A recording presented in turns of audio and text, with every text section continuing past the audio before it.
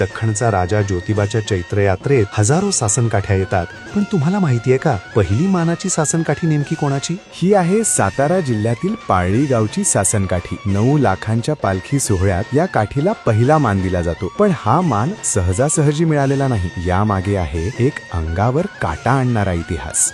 वर्ष 1896-97 संपूर्ण महाराष्ट्रात प्लेगच्या साथीने थैमान घातलं होतं. मृत्यूच्या भीतीने अख्खा ज्योतिबा डोंगर रिकामा झाला होता. कडक निर्बंध होते, पण पाडळीकर गावकऱ्यांची श्रद्धा डगमगली नाही. त्या भीषण काळातही पाडळी गावचे मानकरी ही सासनकाठी घेऊन देवाच्या भेटीला पोहोचले. त्यांच्या या अढळ निष्ठेवर प्रसन्न होऊन ज्योतिबा देवानं पाडळीच्या काठीला प्रथम मानाचा आशीर्वाद दिला. आजही चैत्र यात्रेत हीच काठी सर्वात पुढे असते. हा केवळ मान नाही, तर एका महान श्रद्धेचा विजय आहे. सातारच्या या पाडळीकर गावकऱ्यांच्या निष्ठेला आमचा मानाचा मुजरा.